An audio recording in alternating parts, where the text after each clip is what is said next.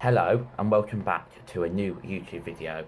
If you didn't know, I am now at university. I am in Southampton rather than Lichfield, and I've not actually had time to make a video because the amount of things I've been doing has been mental. I've been doing so much compared to how much I normally do, but now we're in lockdown, I'm getting a bit bored again, and the first thing I turn to when I'm bored is making YouTube videos. So here will be a video for you now. Right, so I thought I'd do a tier list video because I haven't done one yet and they're quite popular on YouTube, of places which I have visited in Southampton.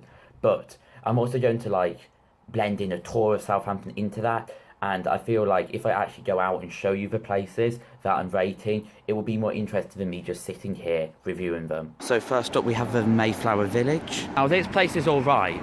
We go there often to play table tennis. It's normally really dead though. It's probably because it's by a theatre and that's obviously closed at the moment. And it is a little bit pricey, but it's still a good place to go. You don't have to plan your day, so you can get in when it's quiet. So I'm going to give that place 3 stars, I think.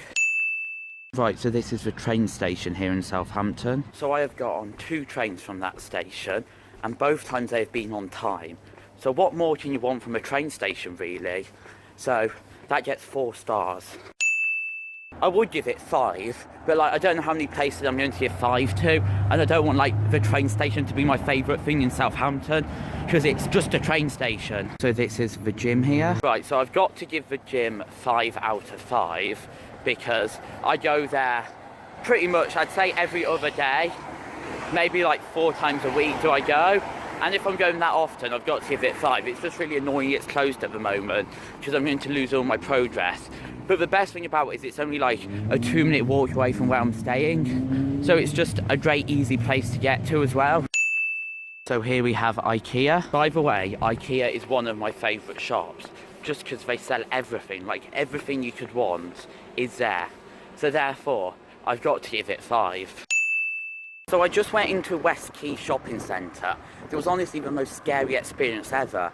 I barely saw any people, it was just security guards.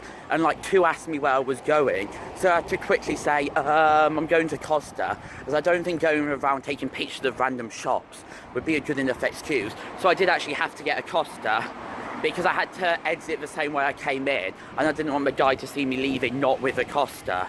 But I obviously couldn't speak in there about my reviews on the shop, so I'll do it now. So I'm going to give Pizza Express 4 stars.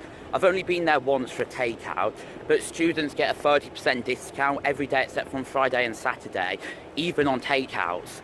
So that's good enough for me to give it 4 stars. Hotel Chocolate, you might call me posh for saying this, but I do go there quite often. I love their interesting flavours of chocolates, in particular the carrot cake and the cafe latte. It is pricey, but that's what you get when you want to buy posh stuff. They also do some really nice salted caramel vodka, which I tried for the first time and it was amazing. So yeah, 5 stars for that place. And then lastly, the bubble tea place gets, I'm going to say 3 stars. Basically, if you don't know what bubble tea is, I didn't before I came to uni. It's like cold tea, but it's sweet.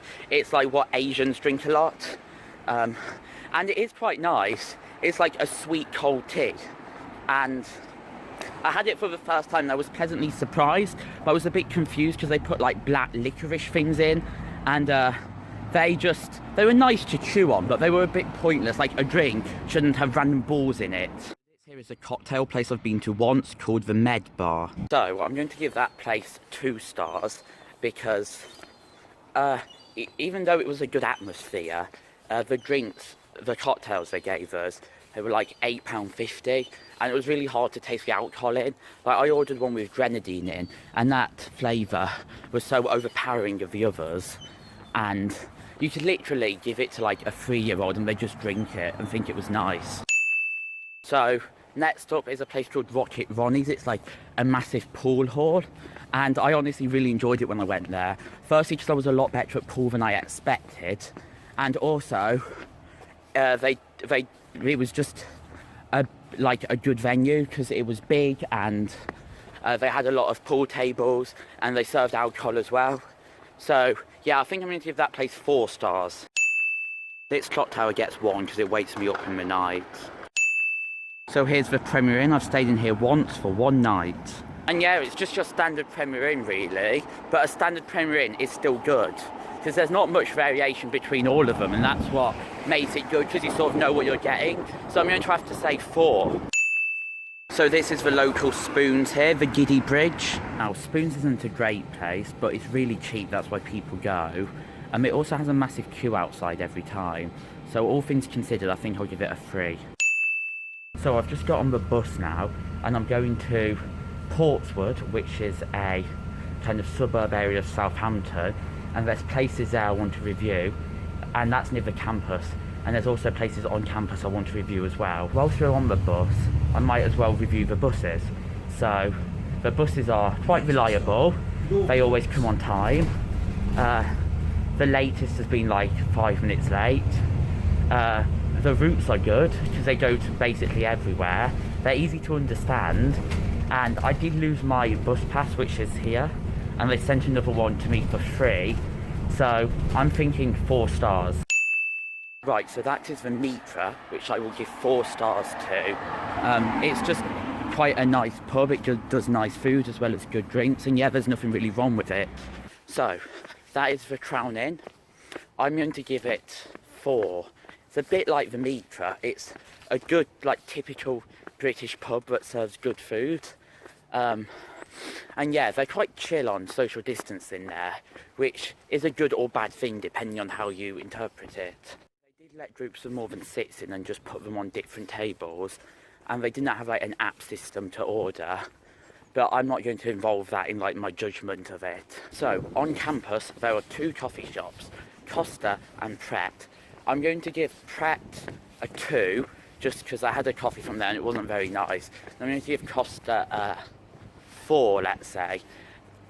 These are like 2 really good places to like meet people on campus, and if you want to meet somebody, people go there. Or like if I have a 9 AM on campus, I normally don't have time for a coffee in the morning, so I just get a coffee from there, which is really handy. So this is Stag's, which I'm going to give 2 stars to. It's like the drinking place on campus, and it's not great, to be fair. They've always ran out of drinks. And also, their food isn't very good. They literally only do pizzas and paninis. And because places are shutting at 10, you have to start a night out at like 5. So, unless you wanted to eat your dinner at like 4, you were hungry and you needed food. So it's not great for that. Right, so this student union shop gets 4 stars because it's in a great place just to get anything you need.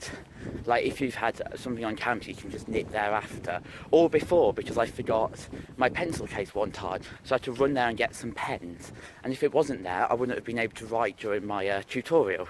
Okay, so this is the Jubilee Sports Centre. I've been there twice, once to do kayaking and once to hire a badminton court, and even though it's a great facility, we did get mugged off a bit because we thought the badminton court was £4.50 for an hour, which seems like a reasonable price. But when we got there, we realised it was £4.50 per person. So we ended up paying an insane price just for 1 hour of badminton, which wasn't great. So yeah, 3 stars. So the Broadway, it's quite a good place, but it is really pricey.